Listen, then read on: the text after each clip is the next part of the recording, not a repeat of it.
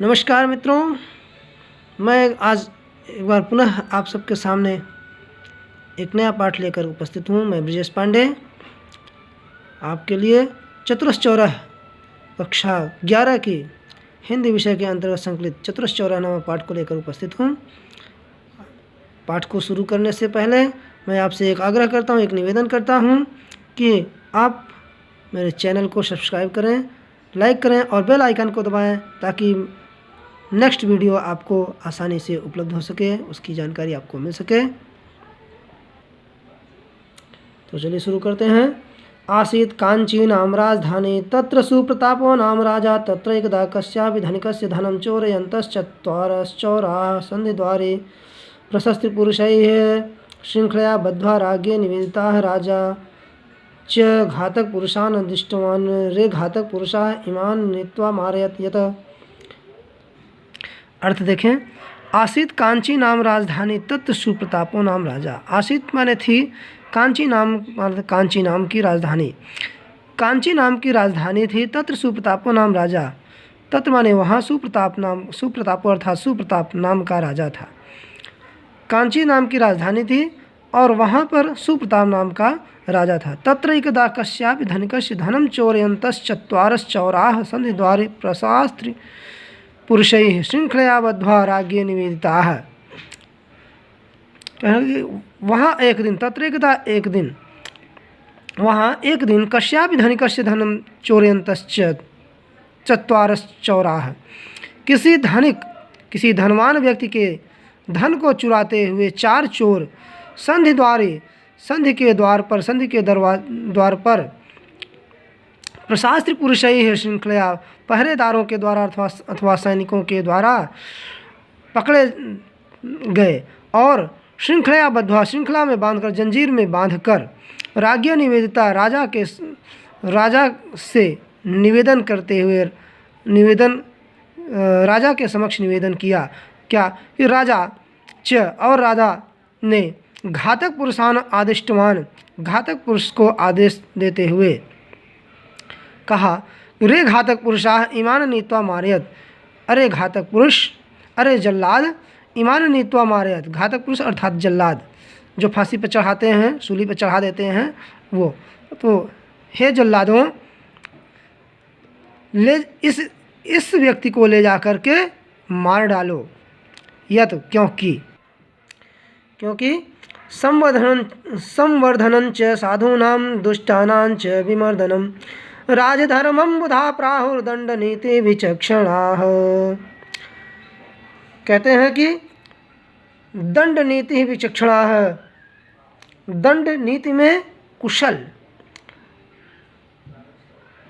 प्राहु बुधा, विद्वानों ने कहा है कि क्या कहा है कि संवर्धनं च साधूनाम,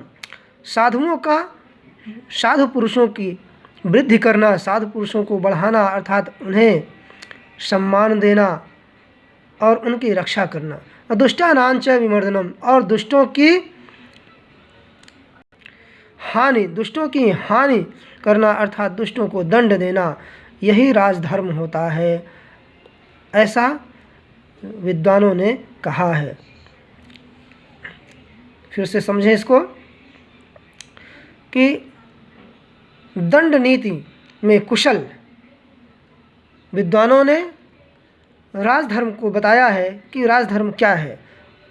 विद्वानों के अनुसार राजधर्म यह होता है कि राजा साधु पुरुषों को बढ़ाए, साधु पुरुषों का सम्मान करे और दुष्टानां च विमर्दनम, और दुष्ट पुरुषों को, दुष्ट व्यक्तियों को दंड दे, दुष्ट व्यक्तियों को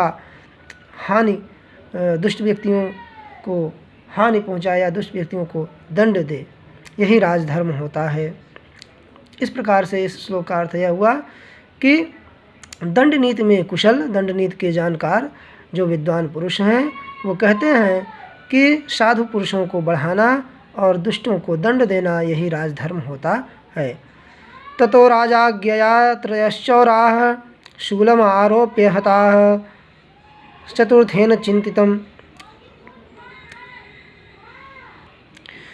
ततो राजाज्ञया त्रयश्चौराः शूलम् आरोप्य हताः।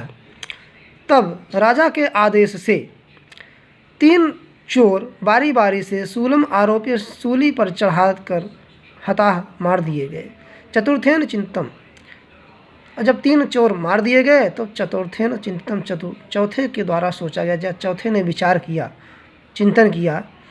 क्या चिंतन किया कि प्रत्याशन्ने अपि मरणे रक्षोपायो विधीयते, उपाये सफले रक्षा निष्फलेनाधिकं मृते, व्याधिना पीड्यमानोऽपि मार्यमाणोऽपि भूजा, तृतीयायाति यमद्वारात् प्रतीकारपरो नरः।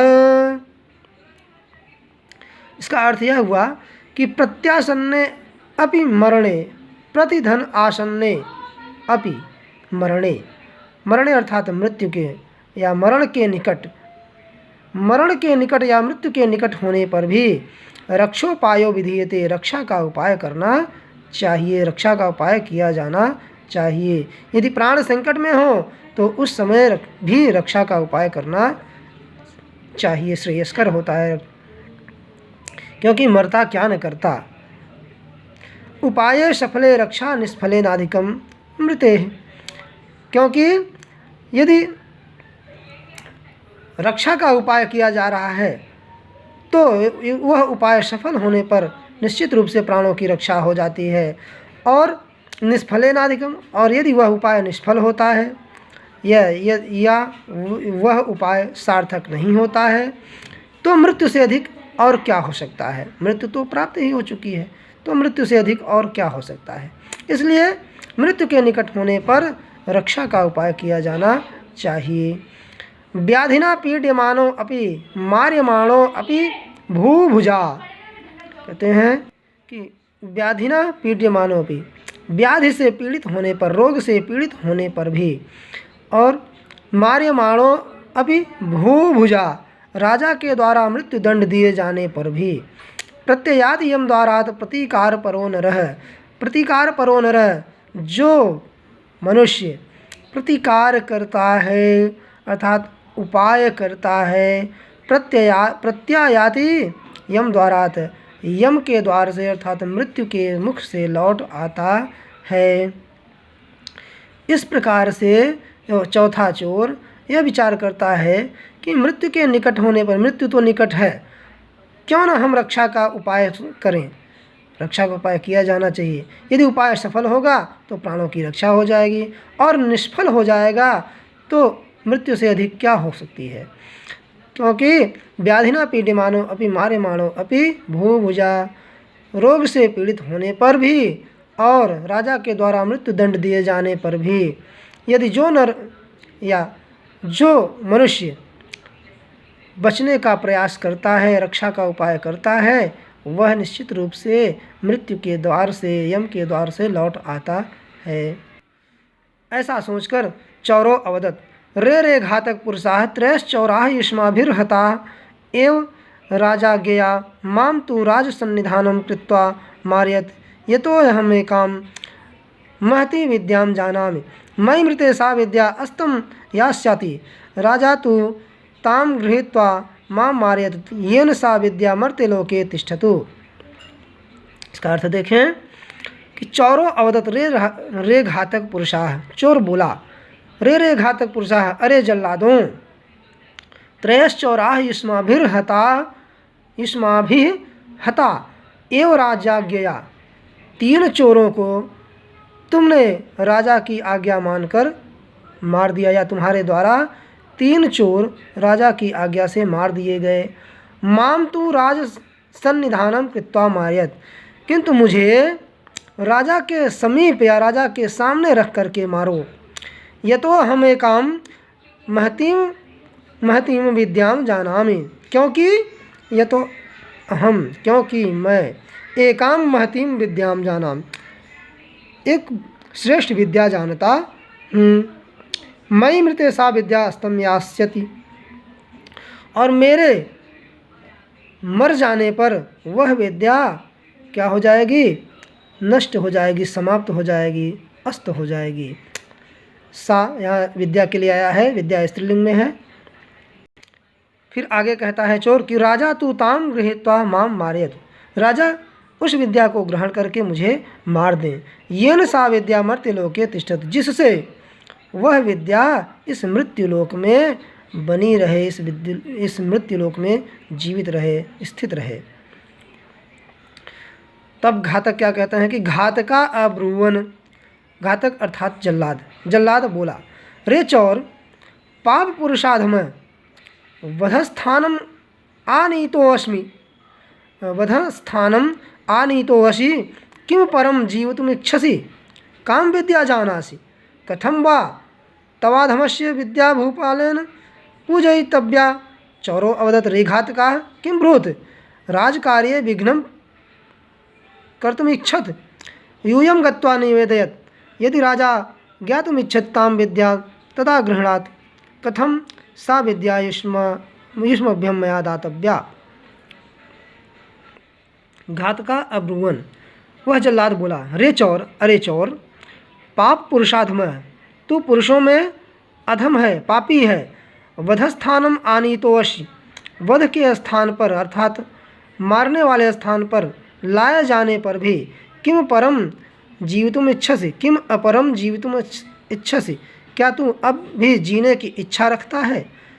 काम विद्या जानासि, कौन सी विद्या जानता है। कथम वा तवाधमस्य विद्या भूपालेन पूजितव्या, अथवा किस प्रकार से तुझ अधम की विद्या का राजा के द्वारा सम्मान होगा, राजा के द्वारा पूजन किया जाएगा, राजा के द्वारा ग्रहण किया जाएगा। चौरो अवदत्, रे घातका, चोर बोला, अरे घातक, अरे जल्लाद, किम ब्रूथ, क्या कहते हो, क्या बोल रहे हो। राजकार्य विघ्नं कर्तुमिच्छत् है, राजा के कार्य में, राजकार्य में अर्थात राजा के कार्य में विघ्न डालना चाहते हो, विघ्न डालने की इच्छा रखते हो। यूयं गत्वा निवेदयत्, तुम जाकर के निवेदन करो, तुम जाकर के इस बात को बता दो, निवेदन करो था तुम जाकर के इस बात को राजा से बता दो। यदि राजा ज्ञातुम इच्छति ताम विद्या तदा गृह्णातु, यदि राजा जानने की इच्छा रखेंगे, यदि राजा जानने की इच्छा रखते हैं, तब मैं उस विद्या को उन्हें बता दूंगा, वो ग्रहण कर लें। कथम सा विद्या युष्मभ्यम मया दातव्या, भला मैं तुम्हें कैसे उस विद्या को दे दूं, या मेरे द्वारा उस विद्या को तुम्हें कैसे प्रदान की जाए। ततश्चौरस्य वचनैः राजकार्यानुरोधेन सा वार्ता तैः राज्ञे निवेदिता। राजा च स कौतुकं चौरम आहूय अपृच्छत्, रे चौरम, काम विद्यां जानासि। चौरो अवदत्, देव सर्षप परिमाणानि सुवर्णबीजानि कृत्वा भूमौ उप्यन्ते, मासमात्रेणैव च कन्दल्यो भवन्ति, पुष्पाणि च तानि पुष्पाणि सुवर्णान्येव भवन्ति, रक्तिकामात्रेण बीजेन फलसंख्यकानि भवन्ति, तद्देवः प्रत्यक्षं पश्यतु। राजा अवदत्, चौर सत्यमेतत्। राजा अवदत्, चौर सत्यमेतत्। चौरो अवदत्, देवस्य पुरतः कस्या सत्यभाषणे शक्तिः, यदि मम वचनं व्यभिचरितं तदा मासान्ते ममाप्यन्तो भविष्यति। राजा अवदत्, भद्र वप सुवर्णम। तब ततश्चौरस वचन राजकार्यानुरोधेन च सा वार्ता तैः राज्ञे निवेदिता। जब उस जल्लाद ने चोर की बात को सुना कि यह तो राजकार्य के लिए अनुरोध कर रहा है, तब वह उस बात को जाकर के राजा के समक्ष कह देता है, राज्ञे निवेदिता, राजा के समक्ष कह देता है। राजा च स कौतुकम चौरम आहूय अपृच्छत्। राजा भी बड़े उत्सुकता के साथ, आश्चर्य के साथ, कौतुक अर्थात आश्चर्य के साथ चौरम आहूय अपृच्छत्, चोर को बुला करके पूछे, क्या पूछे कि रे चोर, हे चोर, अरे चोर, विद्याम काम विद्याम जानासि, कौन सी विद्या जानते हो। चौरो अवदत्, देव। तब चोर बोला, चौरो अवदत्, देव। चोर बोला, हे देव, सरसप परिमाणानि, सुवर्ण बीजानि कृत्वा भूमौ उप्यन्ते। सरसप परिमाणानि, सरसप माने सरसों, सरसों के नाप के बराबर, सरसों के बराबर, परिमाणानि माने परिमाण में, सरसों की मात्रा के बराबर या सरसों के भार के बराबर। सुवर्ण बीजानि कृत्वा, सोने के बीजों को बनाकर, करके, कृत्वा माने करके, सोने सरसों के बराबर सोने के बीज करके, भूमौ उप्यन्ते, भूमि में बोने पर, मास मात्रेण युच कंदल्यो भवन्ति पुष्पाणि च। एक मास मात्रेण, मात्र एक महीने में उसमें अंकुर आ जाएगा, अंकुर आ जाते हैं और पुष्प लग जाते हैं। तानि पुष्पाणि सुवर्णान्येव भवन्ति, वे ही पुष्प सोने के होते हैं। रक्तिका मात्रेण बीजेन फल संख्यकानि भवन्ति, रक्ति अर्थात रत्ती भर बीज से फल संख्यकानि भवन्ति, असंख्य बीज या असंख्य सोने के बीज हो जाते हैं। तद्देवः प्रत्यक्षम पश्यतु, इस बात को या उस चीज़ को हे देव आप प्रत्यक्ष देख लें। राजा अवदत्, राजा कहता है, राजा क्या कहते हैं कि चौर सत्यमेतत्, अरे चोर क्या यह सत्य है? चौरो अदत्, चौरो अवदत्, चोर बोलता है, चोर बोला है या चोर बोलता है कि देवस्य पुरतः कस्या सत्य भाषणे शक्ति है। हे देव आपके समक्ष, पुरतः हमारे समक्ष, सामने, आपके सामने भला असत्य भाषण की शक्ति किसमें है? भला आपके सामने असत्य या झूठ कौन बोल सकता है? किसकी सामर्थ्य है कि जो आपके सामने झूठ बोले?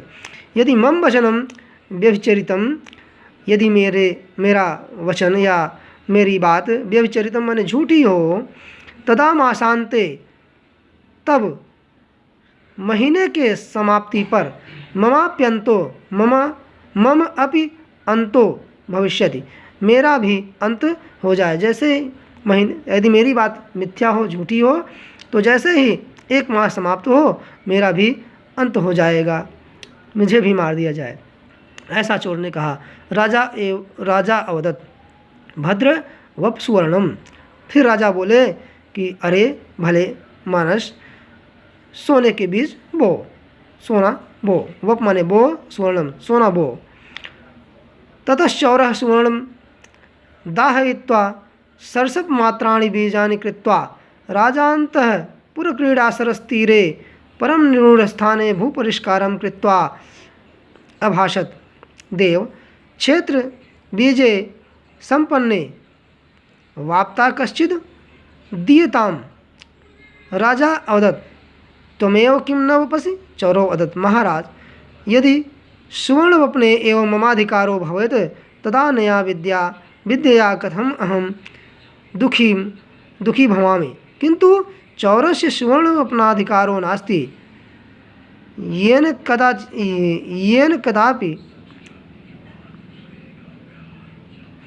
कदापि किमपि न चोरितुं स वपतु। देव एव किं न वपति? अब इसका अर्थ देखें।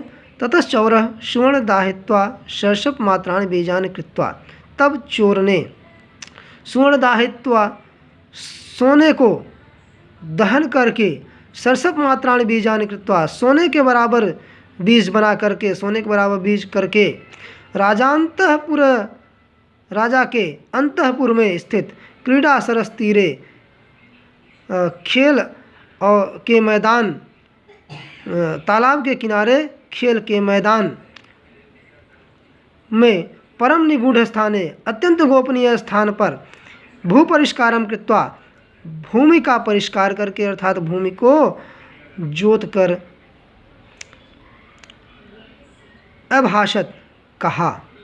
तब ततश्चौरः सुवर्ण दाहित्वा, तब चोर ने सोने को तपाकर और उस सोने से सरसप मात्राणि बीजानि कृत्वा, सोने के बराबर बीज बनाकर राजांतःपुर क्रीड़ा सरस तीरे, राजा के अंतःपुर में तालाब के किनारे स्थित खेल के मैदान में परम निगूढ़ स्थान, अत्यंत गोपनीय स्थान पर भूपरिष्कारम कृत्वा, खेत बनाकर कहा, अभाषत माने कहा, देव क्षेत्र बीजे संपन्ने, क्षेत्र और बीज बन चुके हैं। वक्ता कश्चित दियताम, किसी बोने वाले को दीजिए। वक्ता माने बोलने वाले को, किसी बोने वाले को दीजिए। राजा अवदत त्वमेव किम न वपसि, राजा बोले कि त्वमेव किम न वपसि, तुम ही क्यों नहीं बो देते हो। चोरो अवदत महाराज, तब चोर ने कहा कि महाराज यदि सुवर्ण वपने एवं ममाधिकारो भवेत, यदि सोने का, चोर ने क्या कहा कि हे महाराज यदि सोना बोने का ही मेरा अधिकार होता तथा अनया विद्या कथम अहम दुखी भवामि, तब मैं इस विद्या से कैसे दुखी रहता। अर्थात यदि मेरे अधिकार में सोना बोने का कार्य होता तो मैं इस विद्या के द्वारा, इस विद्या को जानते हुए कैसे दुखी रहता। किंतु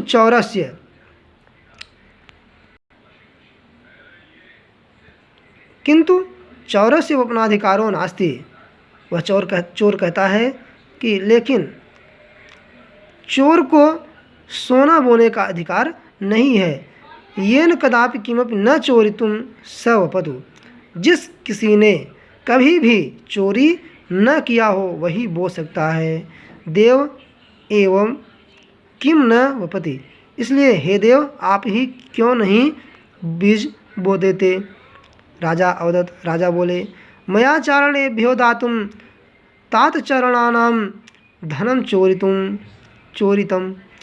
राजा अवदत मया चारणेभ्यो दातुम तात चरणानाम धनम चोरितम। चोरो अवदत तर्हि मंत्रिणो वपन्तु। मंत्रिणो अवदन् वयम राजोपजीविनः कथमस्तेयिनो भवामः। चोरो अवदत् तर्हि धर्माधिकारी वपतु। धर्माध्यक्षो अकथयत् मया बाल्यदशायां मातुर्मोदकाश्चोरिताः। अब इसका अर्थ देखें कि राजा अवदत मया चारणेभ्यो दातुम तात चारणानाम धनम चोरितम। चोर के द्वारा यह कहे जाने पर कि हे देव, हे महाराज आप ही सोने के बीज को बो दें। तब राजा बोले कि मया चारणेभ्यो दातुम, तात मेरे द्वारा, चारणेभ्यो दातुम चारणों को देने के लिए, तात चरणानाम पिता के द्वारा उन चारणों को, सेवकों को देने के लिए जो धन था चोरितम चुराया गया था। अर्थात हमारे पिता ने चारणों को देने के लिए, सेवकों को देने के लिए जो धन दिया था मेरे द्वारा उस धन को चुराया गया था। चोरो अवदत, तब चोर बोला तरहि मंत्रिणो वपन्तु, तो फिर मंत्री लोग ही बो दें। मंत्रिणो अवदन्, मंत्री बोले वयम राज्योपजीविनः कथमस्तेयिनो भवामः। मंत्री कहते हैं कि वयम राज्योपजीविनः, हम सब राजा के उपजीवित हैं, अर्थात राजा के वेतन भोगी हैं। कथमस्तेयिनो भवामः, भला हम कैसे सत्यवादी हो सकते हैं, हम कैसे झूठ नहीं बोल सकते हैं, हम तो आपसे निश्चित रूप से झूठ बोलते हैं। चोरो अवदत् तर्हि धर्माधिकारी वपत्, तब चोर बोला कि ठीक है, कोई बात नहीं, राजा नहीं बो सकते, मंत्री नहीं बो सकते, तो चलो धर्माधिकारी ही बो दें। धर्माध्यक्षो अकथयत्, तब धर्माध्यक्ष ने कहा, अर्थात धर्माधिकारी ने कहा मया बाल्यदशायां मातुर्मोदकाश्चोरिताः। धर्माधिकारी ने कहा कि मेरे द्वारा बाल्यकाल में, बचपन में माता के लड्डू चुराए गए थे। चोरो अवदत्, अब चोर को मौका मिल गया और चोर कहता है कि यदि यूयम सर्वे अपि चोराः कथम अहम एको मारणीयोऽस्मि।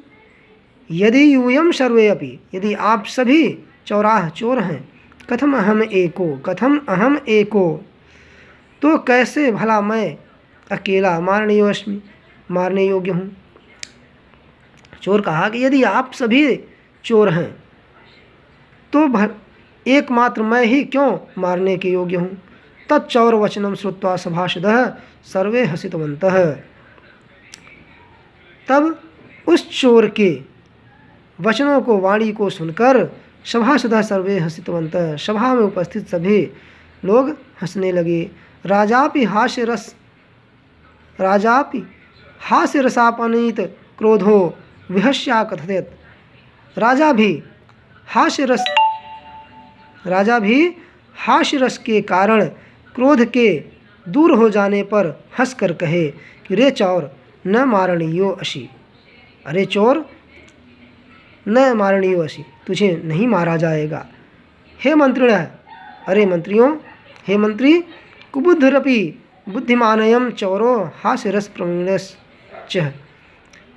कुबुद्धिरपि अर्थात कुबुद्धि होने पर भी बुद्धिमानयम, यह बुद्धिमान, चौर हास्यरस प्रवीणश्च, हास्यरस में प्रवीण है। यह कुबुद्धि वाला चोर है फिर भी बुद्धिमान है, क्योंकि यह हास्यरस में प्रवीण है। ततो ममैव सन्निधाने तिष्ठति, इसलिए इसे मेरे समीप ही रखो, या इसे मेरे समीप रखा जाए। प्रस्तावय माम हासयतु खेलयतु च, जिससे कि यह मुझे हास्य और मेरा मन बहलाया करेगा, मुझे यह हंसाएगा और मेरा मन बहलाएगा। इत्युक्त्वा स चौरः राजा स्वस्य निधाने दितः। ऐसा कहकर वह चौर, उस चोर को राजा ने अपने समीप रख लिया। न चौराधमः कश्चित् स च हासेन विद्या मृत्युपाशं समुच्छिन्द राज्ञो वल्लभतां गतः। न चौराधमः कश्चित्, कहते हैं कि चोर से अधम, चोर से नीच कोई दूसरा नहीं है। स च हासेन विद्या, किंतु वह हास्य की विद्या के कारण, चोर से अधम, चोर से नीच, चोर से बुरा कोई नहीं है, किंतु वह हास्य की विद्या जानने के कारण या हास्य विद्या के कारण मृत्यु पाशम समुच्छिद्य, मृत्यु के बंधन को काटकर राज्ञो बलवताम प्रिय, राज्ञो बलवताम गतः, राजा का प्रिय हो गया। वह चोर बड़ा ही नीच था, फिर भी, क्योंकि चोरी का काम निम्न होता है, वह चोर बड़ा ही अधम था, निम्न था, नीच था, उससे बड़ा अधमी कोई नहीं था, किंतु हास्य विद्या जानने के कारण उसने अपने सम्मुख आए हुए मृत्यु के बंधन को काट दिया और राजा का प्रिय हो गया।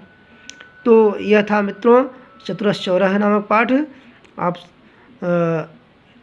इस पाठ के समाप्ति के साथ आप सबको धन्यवाद, और एक बार पुनः आग्रह करता हूं कि मेरे चैनल को आप सब्सक्राइब करें और बेल आइकन को ज़रूर दबा दें, जिससे कि अगला वीडियो जब मैं लेकर आऊँ तो आपको सूचित हो जाए। धन्यवाद, पुनः नमस्कार।